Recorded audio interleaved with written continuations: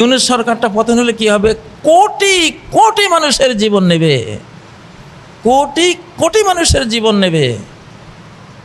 সুখে থাকতে যাতে ভূতে না কিলায় কাউকে। ভালো আছেন, আজ থেকে 11 মাস আগে কি ছিলেন, 10 মাস আগে কি ছিলেন সেটা ভাবেন।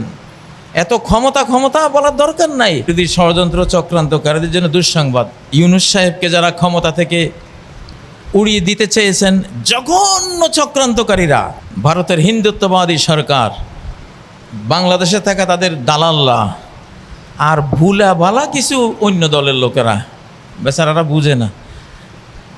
আজকে আমি খুতবার বিষয়বস্তু বানাতে চেয়েছিলাম সুখে থাকতে ভূতে কিলায়, এটা শিরোনাম দিতে চেয়েছিলাম। হয়তোবা আল্লাহ ঘুরিয়ে দিয়েছেন যে না, এত কঠিন দিও না, থাক, হয়তো ওরা সংশোধন হবে।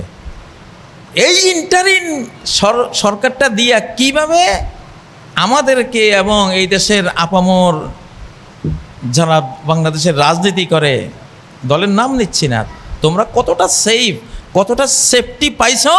ফ্যাসিবাদের সময়টা ভুলে গেছো? এত অল্প সময়ে, এত অল্প দিনে ঘরে থাকতে পারত না? রাস্তা বের হলে গুলি করে লাশ ফেলে দিয়েছে রাস্তায়। হ্যাঁ, যেখানে পালিয়েছ সেখান থেকে বের করে এনে কি অত্যাচারটা করেছে, বস্তার ভিতরে ঢুকে পিটিয়ে পিটিয়ে পিটিয়ে, হ্যাঁ, ইঁদুর যেভাবে মারে মানুষ ওইভাবে মেরেছে। ভুলে গেছো? তোমাদেরকে তো মেরেছে, ভুলে গেলে এত তাড়াতাড়ি? ওই জন্য আজকে খুতবার বিষয়টা দিতে চেয়েছিলাম সুখে থাকতে ভূতে কিলায়, কিন্তু দিলাম না। ভালো হয়ে যাও। আমরা তো বলছি এটা আমাদের খেলা, এটা শতাব্দী, খেলাফতের শতাব্দী। খেলাফত যখন আসে মনোনয়ন ধারায় আসে। বাংলাদেশের প্রথম সরকার এটা মনোনয়ন ধারায় আসে, নির্বাচনী ধারায় আসেনি। এবং যেহেতু এটা ইসলামিক শতাব্দী, যেহেতু খেলাফত শতাব্দী, যেই আসবে জনগণের ধর্ম যেই মাত্রায়, সেই মাত্রায় তাকে ধার্মিক বানিয়ে আল্লাহ দিবেন। জনগণের ধর্মের মাত্রা বাড়বে, তারও ধর্মের মাত্রা বাড়বে। জনগণ যত ভালো হবে তারাও তত ভালো হবে। এইভাবে কিন্তু ম্যাচিং করা একটা সরকার আল্লাহ দিয়েছেন। এগুলিকে বরখাস্ত করা যায় না। নবীজি বলছেন, মান বায়া ইমামান, কোন ইমামকে যে নিজের বাইয়াতটা দিয়েছে, এখানে বাইয়াত মানে তো আগের যুগে সমর্থন দিয়েছে। একটা শহরে 1 কোটি লোক আছে, সে শহরের 1 কোটি লোকের পক্ষ থেকে একজন নেতা ইমামের হাতে হাত দিয়ে দিয়েছে যে হ্যাঁ, আমি সবার পক্ষ থেকে আপনাকে মেনে নিলাম, বাইয়াত হয়ে গেছে সবার। সমর্থন যে দিয়েছে, আতাহু সাফকাতা ইয়াদিহি, তার হাতটা দিয়েছে, অসামারাতা কলবিহি, কেউ হাত দেয় নাই কিন্তু হৃদয়ের সমর্থনটা দিয়ে দিয়েছে। ফালিয়ুতিহু মাস্তাতা, যতটা পয়েন্টে তাকে তুমি আনুগত্য করতে পারো আনুগত্য করো। যেখানে দেখো তোমার ইসলাম ফলো হচ্ছে না, সেখানে আনুগত্যের দরকার নেই। কিন্তু হাজারো কাজ তো আছে যে ইসলামের সাথে দ্বন্দ্ব নেই, আনুগত্য করো।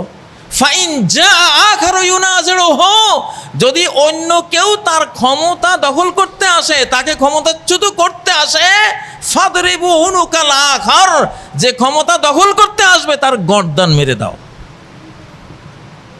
এই গর্দান মারার কাজ করেছেন এই 2-3 দিন অনেকেই। গর্দান মেরে দেওয়ার হুকুম আল্লাহর কাছ থেকে অলরেডি ওখানে পাশ হয়ে গেছে। এখন কিভাবে যে আল্লাহ কি করবেন, তাড়াতাড়ি ক্ষমা চান। এই হাদিসটা কিন্তু সহিহ, ইবনে মাজার 3210 নম্বর হাদিস, সহিহ হাদিস, সহিহ মুসলিমের 1844 নম্বর হাদিস, সহিহ হাদিস। জানেন এই ইন্টারিম ইউনূস সরকারটা পতন হলে কি হবে? কোটি কোটি মানুষের জীবন নেবে, কোটি কোটি মানুষের জীবন নেবে।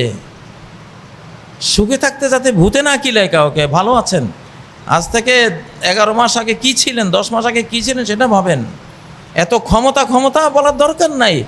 এই যুগে ক্ষমতা দেবেন আল্লাহ, আল কাউইয়ুল আমিন, যে দক্ষ, যোগ্যতা আছে, যেই কাজের সে দাবি করছে বা তাকে যেখানে বসানো হচ্ছে সেটা চালাবার যোগ্যতা আছে, এবং সেই ইমানদার, আমানতদার। আমিন, আমানতদার, বিশ্বস্ত।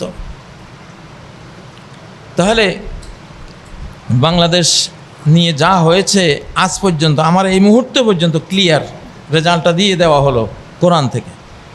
আর আরেকটা আজান দেওয়া হয়েছে আধ্যাত্মিক ওয়ার্ল্ডে, সেই আজানটা হলো নামাজের আজান না, এটা হলো বেঈমান মুশরিকদেরকে দেশ থেকে খালি করার আজান।